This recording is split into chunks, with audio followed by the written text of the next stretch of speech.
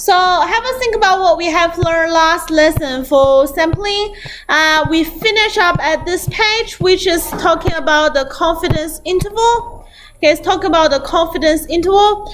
So we have, like, as I said, like, don't worry about all these calculations here. Don't want to confuse you. Can it happen? And I said, just remember the formula here. Okay, just remember the formula here, which is that one. Okay, which is that one. So what is K? K is depends on the confidence levels. Okay, so it's on a Z normal graph, and then in between negative K and K, they give you your confidence like level. So 90%, 98%, 99%. You can work out the K by the inverse normal function. Okay, so I just look one questions here. So what is confidence interval actually? Everyone, that's really important. Okay, so what is confidence interval?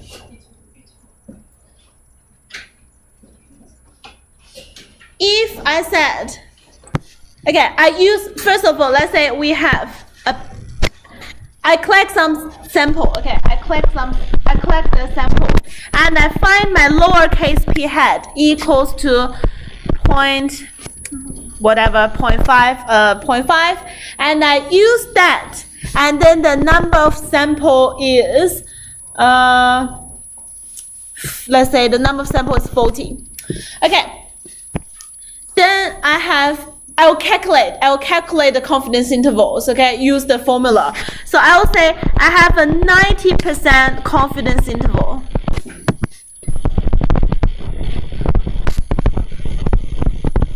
I have a 90% confidence interval. Let's say that's in between number A to B. Okay, that's in between number A to B. Well, how we can calculate that is by using the formula, okay? By using the formula, which is P hat minus K. K is give you 90% times square root P hat times 1 minus P over N. Okay, I'll use that formula to calculate. Well, I'm not going to calculate this exactly out. I'll just say the confidence interval is A to B, which is a 90% confidence interval. Okay, what this 90% actually can tell you, the most correct explanation will be if I take 100 group of such sample.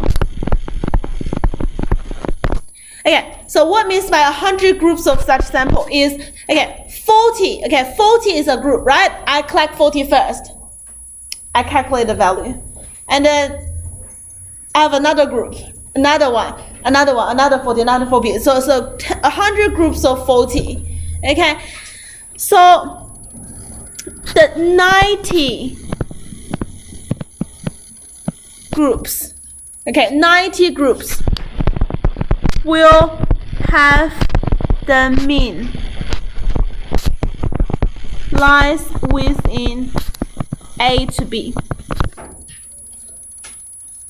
Okay, that's the example. That's like is a full explanation. It's not necessary to be 100 group. It can be 200 group. Then 180 of the groups will contain the true mean in between A to B. Okay, in between A to B. So this is the explanation. I find that in a multiple choice yesterday. I just go through the paper, and that's one of the options, and that's the most correct options to select, okay, to explain confidence interval. So what is confidence interval? So I am 90% confident that the value will be in between that. So when I have 200 group, each group I will have yes or no options. Okay, yes for 90%, I can include the true P in between that range. Or I have 0.1 of the chance. No, it's not included. Okay, it's like a binomial case. Yes or no. Okay, for each individual group, this 100 group, each group have a yes, 0.9 of yes, include that P inside that range. I have the second one, have 0.9 and 0.1, yes or no. Okay, so it's like a binomial distribution. The expected value is NP. N is 100 and P is 0.9, which is the successful rate. Okay, yes, success, which is 0.9. They have successful rate, which is 0.9. Then it's about 90 groups. Okay, I expect 90 groups to include that actual P in between that range. Okay, so that's the explanation for confidence interval. That's how you can explain it.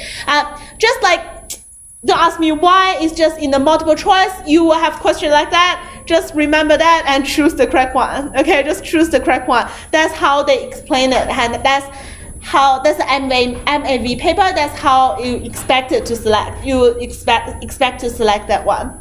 Okay, you expect to select that one. All right, so just a little bit of revision on what is confidence interval, and I ask you to do question 11. Okay, exit poll of 1,000 voters found that 260 favors candidate A. Have you done that yet? Not yet. Approximate 90% confidence interval for the proportion of voters from the total population. Okay, in favors. Okay, so this is a sample. Okay, first of all, you need to understand that is a sample. I'm selecting 1,000 voters and find 620 favoring candidates A. That's a sample. N equals to 1,000. That's the sample of the 1,000. There will be more voters. Okay, so it's not a whole population thing. It's a sample. And then P hat will equals to 620 over 1,000. 0.62. Okay, 0.62. That's the P hat you work out. And confidence interval, remember what is confidence interval? It's P hat subtract K times square root P hat 1 minus P hat over N, comma P hat plus K times square root P hat 1 minus P hat over N. Can you see that they are identical? Those two parts is identical. It's P hat minus that and P hat subtract that. Okay, P hat add that and P hat subtract that. So P hat is 0.62. Okay, I'll just turn on my thing. That's 0.62 minus, okay, K. What is the K value? It's 90% confidence interval. I don't have 90% confidence interval. I need to work that out. So 90% of confidence interval should have a bell curve like that. And you have minus K, and K gives you 0.9. Okay, you have 0.1 on each side. Okay, then that will be a 0.05. That will be a 0.05. Then to the left of K, there will be 0.95. Then I can work out the K value. Okay, then I can work out the K value. Is the inverse norm of 0.95, comma 0, comma 1 to find the K. Why? I can't start my laptop. No, stop.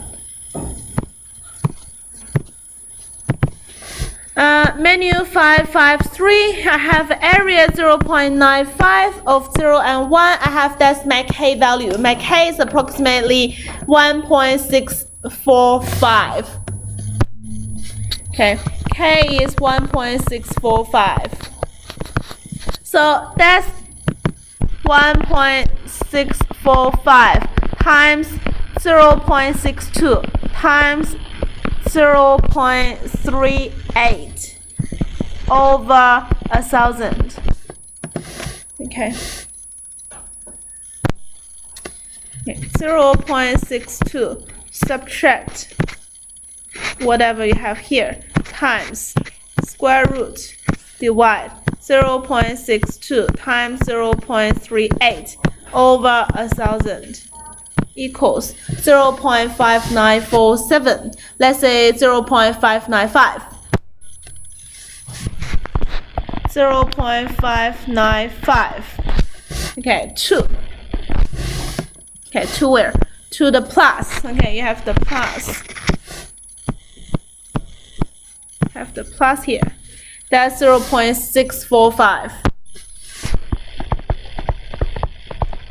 Okay, that's plus minus. Use that formula. Okay, 0.595 and 0.645. That's the 90% confidence interval. Okay, if you have 100 such sample, like a size of 1,000, 90 of them, expect 90 of them will have the true P value in between that. Okay, true P in between that.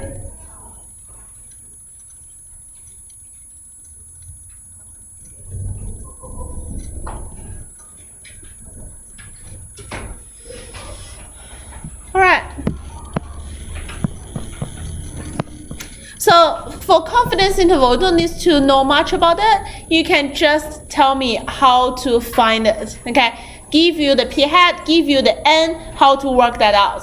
Okay, so that's just ask you for interval. Okay, ask for interval.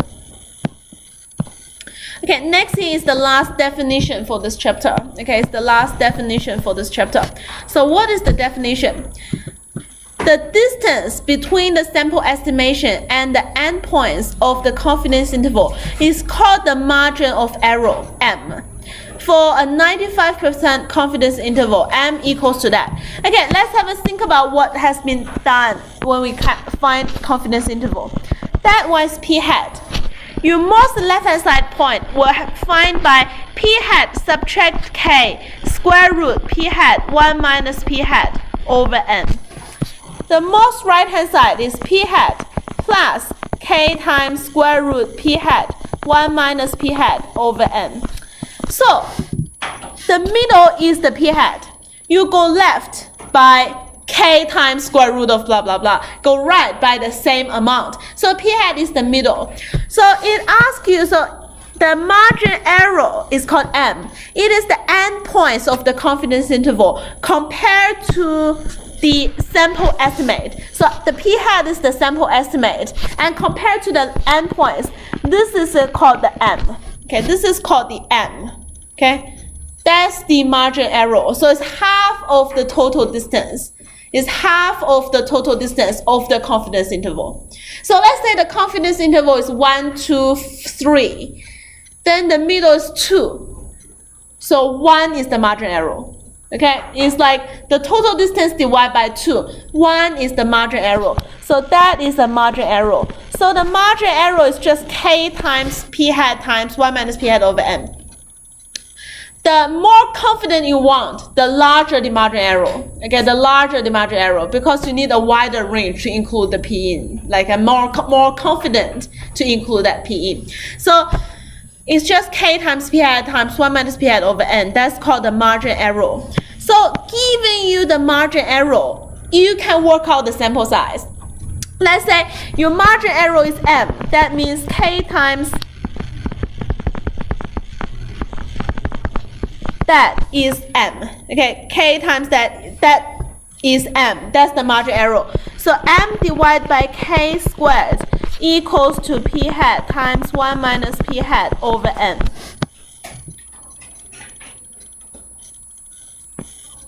So n equals to what? Times n to the other side. N equals to p hat times 1 minus p hat over m over k squared. And if you further simplify it, that's n equals to p hat times 1 minus p hat times k squared over m squared. Okay, we can say k over m squared. Okay, giving you the margin error, you can find the sample sample size as well. Okay, so it's just rearrange the formula. So you just need to know what is the margin error. The margin error is the half distance of the total confidence interval. And then giving you that and give you p hat, you can work out the sample size as well by rearranging the formula. Okay, by rearranging the formula. So divide by k m over k squared is times k over m squared. Okay. Okay, just do one example with you. A random sample size n is drawn from a population. The population of the proportion of the population with interest is equals to p. Okay, exactly 2 standard deviation for p gives the confidence interval of that. Find the values of n and p. Okay, what means by exactly 2 standard deviation for p? When you see exactly 2 standard deviation for p, what that means? 95%. So it's actually talking about 95% confidence interval.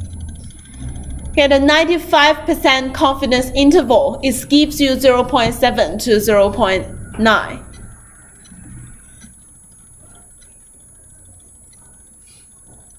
So 95% confidence interval gives you 0.7, 0.9. Your middle must be 0.8, which is the p hat. You use the p hat as the middle number. So the middle number must be p hat is your estimation. What's the margin error in this question? What's the margin error? 0.1. Okay, is this distance, which is 0.1. 0.1 is called the margin error. Okay, 0.1 is called the margin error. So margin error is 0.1. So what is margin error? Do you remember margin error m? Well, 0.1 in this case equals to k. Well, for 95, let's just keep k there. And 1 minus p hat, which is 0.8, times 1 minus 0.8 over n. And I know what is k. For 95% confidence interval is 1.96. Okay, it's 1.96. It's given here. 95% is 1.96. 99% is 2.58. Okay, 2.58. So it's 1.96. Okay, 1.96.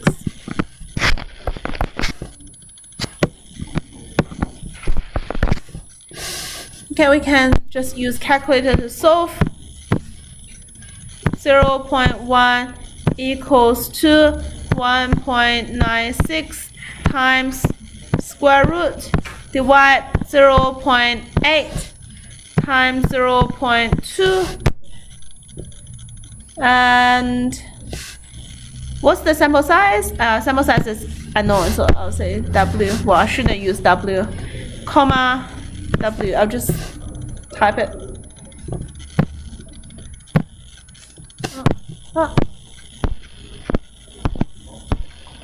Comma W in the wrong place. Well, it's a 61.46. Okay, 61.46.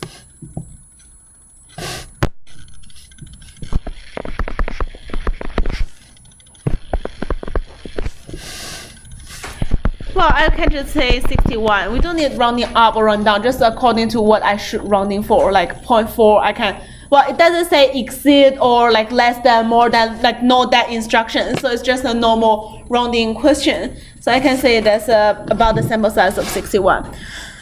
Let's see if that will change if I make a more, how can I say, 1.96 is an approximation number. So I go menu 553 and I have the area. Okay, 95 in between, 5%, 2.5 on each side. Okay, 2.5 on each side. That's 0.025. So it's 1 minus 0.025. Okay, 2.5% on right hand side. So on left is 1 minus that. Let me see if that can work.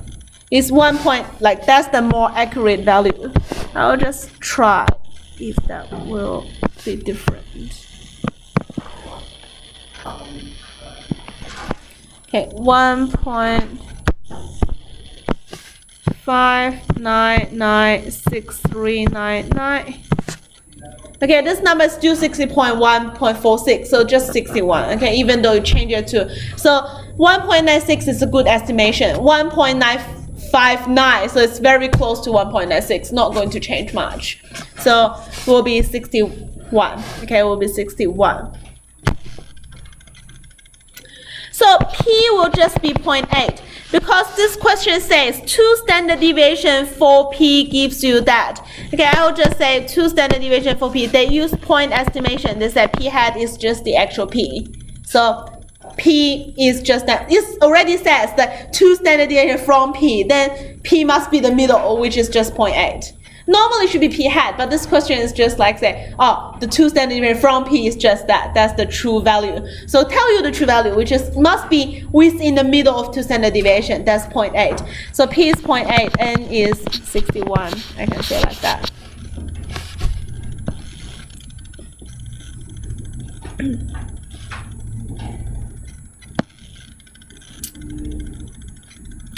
Okay, example 13.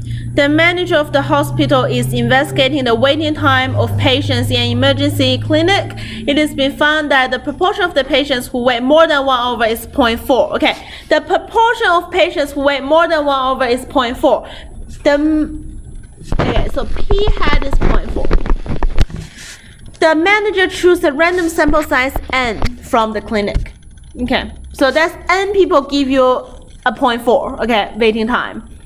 0.4 proportion, more than 1 overs. Okay, the manager requires that the width of a 99% confidence interval for the patients who weigh more than 1 over be at most, okay, at most 0.3. What is the smallest value for the integer n?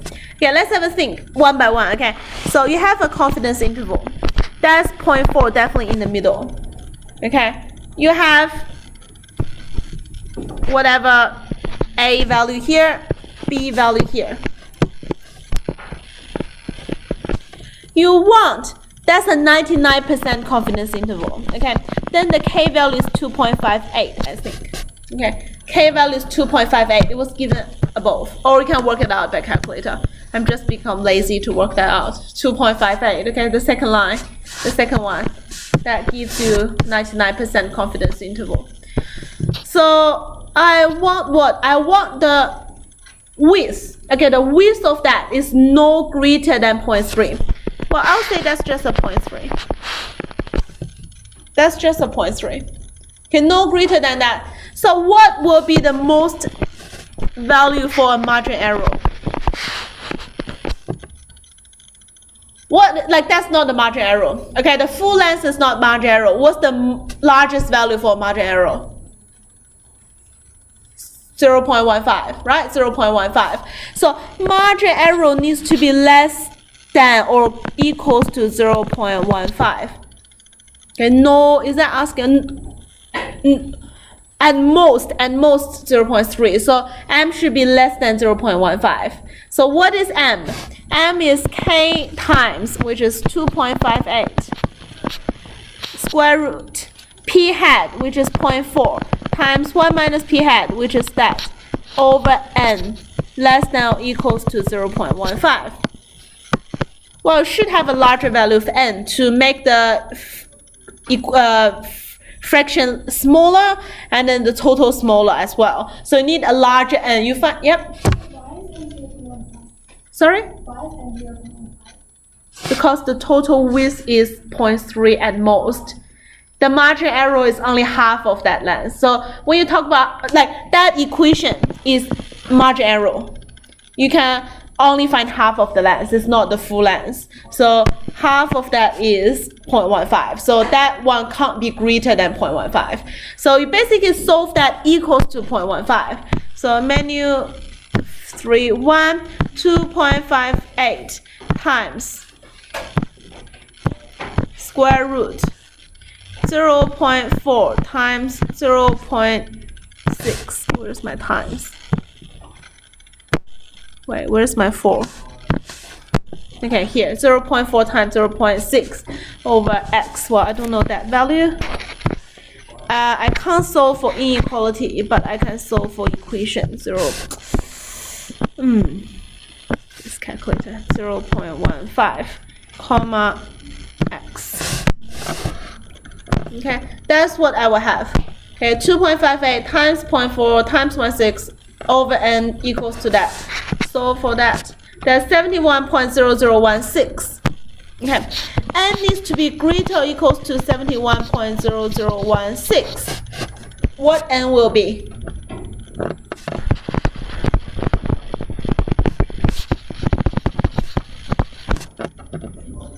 71 or 72? 72. Okay, you need to go one up. N is already greater than that value. 71 is not included.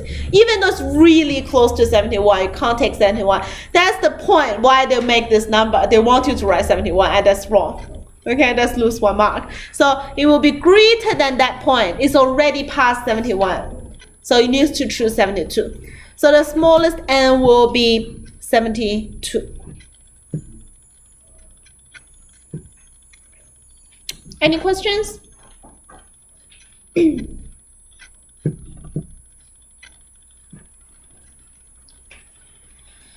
All right, that's 13. We've up to this point, we finished everything know, like every point we need to know in master's course. And the next one is just a full revision on this chapter, like a full exercise on that chapter. We can have a look of that question. Can have a look at that question. Well, I will save this one first.